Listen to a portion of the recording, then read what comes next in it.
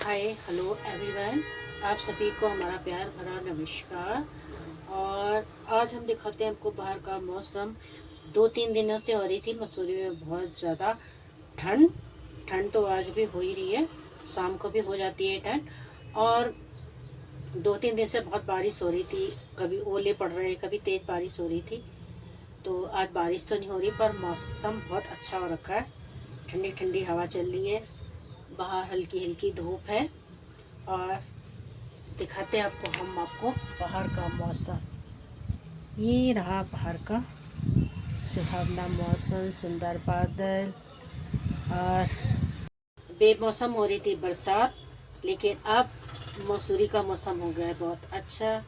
जो लोग घूमने आना चाहते हैं वो आ ही रहे हैं, घूमने घूमने आ सकते हैं। मसूरी में ठंडी हवाओं का आनंद ले सकते हैं, क्योंकि मसूरी में सबसे ज़्यादा मेन है हरी भरी पहाड़ और सुहावना मौसम, ठंडी हवा और ठंडा वातावरण और हरे भरे अच्छे अच्छे पेड़ देखना।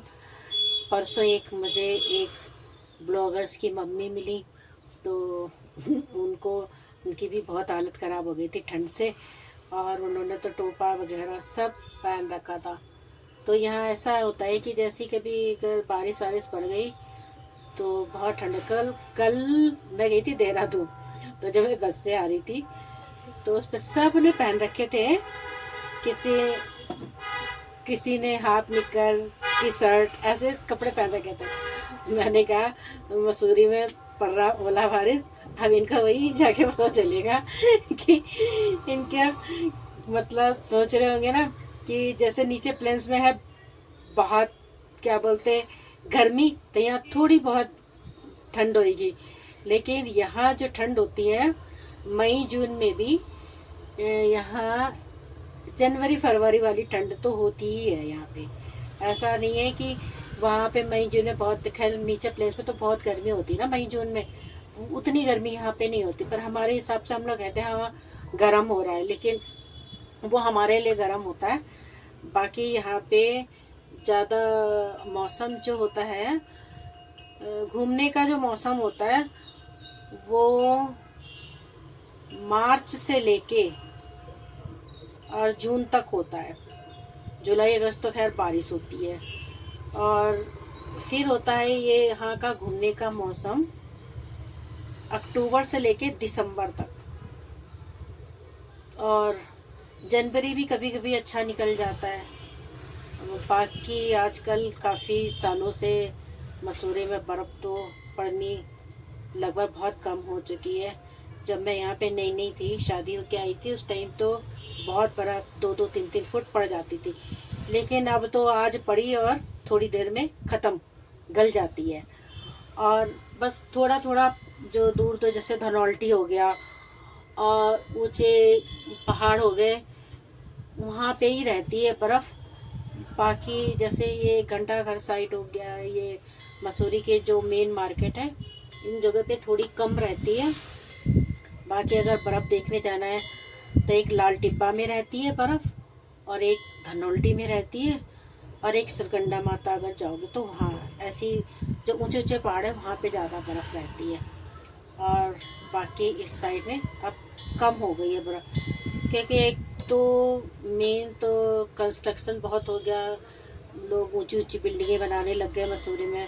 पहले केवल टीन की छतें हुआ करती थी, और अब ये है गाड़ियाँ भी लोगों ने बहुत अपनी अपनी ले रखी हैं, तो गाड़ियाँ भी बहुत होगी। मसूरी के अंदर भी स्कूटी तो लगभग सभी ने ले रखी है, और गाड़ियाँ तो फिर हैं ही।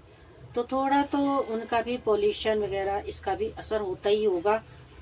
इतना मुझे कंफर्म नहीं है, लेकिन इतना तो होता ही होगा कि इनकी जो पॉल्यूशन इससे, और इंजन भी गर्म होते ही हैं। ये गर्मी किस चीज़ की ज़्यादा, एक तो गाड़ियों के इंजन गर्म होते हैं, जो एसी होता है, एसी अंदर तो ठंडा करता है, लेकिन जो बाहर उसका वो देखो ना, वो कितनी गर्मी फेंकता है। वो उसका जो भी उसकी मशीन अंदर की होती होगी जो भी, वो बहुत गर्म हो जाती है। तो थोड़ा उसका भी गर्म का असर है ही। तो ये है कि एसी में लोग जो अच्छे पैसे वाले हैं और जो, तो वो लोग तो अपना अंदर ठंडी हवा लेते हैं, लेकिन जो बेचारे गरीब हैं, रिक्शा चालक हो, जो रोड पे दुकान, उनके लिए परेशानी होती है जो रोड पे चलते हैं। तो ये एसी भी अगर आप लोग चलाते हो ना कभी, तो उसको एक आध घंटे के लिए तो बंद जरूर करना चाहिए, ताकि थोड़ा सा वो एसी ठंडा हो जाए। अभी दिल्ली में भी आप लोगों ने देखा ही होगा, 2 जगह कितनी भयंकर आग लगी है। उसका कारण क्या है, लोग एसी चला देते, बंद ही नहीं करते। थोड़ा तो एसी को भी आराम चाहिए ही होता ना। अब ऐसा तो नहीं है कि हम आप लोगों को अंदर ठंडी हवा लग रही है तो उसका असर, मशीन भी हमारी तरह है, हम भी चलते चलते थकते हैं, मशीन भी वैसे ही है। हमारे अंदर भी मशीन है, हमारे अंदर दूसरी तरीके से ऑर्गन्स है, उनके अंदर अलग तरीके से मशीन है ना। तो जैसे हम थकते वैसे मशीनें भी थकती हैं, गर्म होती हैं, तो उनको आराम तो चाहिए ही थोड़ा सा। इसलिए थोड़ा सा एसी है तो उसको थोड़ा सा बंद जरूर करना चाहिए, एक आध घंटे के लिए। कोई बात नहीं, हल्की फुल्की गर्मी बर्दाश्त कर लो, थोड़ा बंद करो, फिर खोलो, बंद करो, ऐसा होना चाहिए। ठीक है, बाय। अगर आपको हमारा वीडियो अच्छा लगे तो इसको लाइक, शेयर एंड सब्सक्राइब ज़रूर करें, क्योंकि पता नहीं मैं कैसा बनाती, क्या बोलती, क्या नहीं बोलती, कुछ पता नहीं है।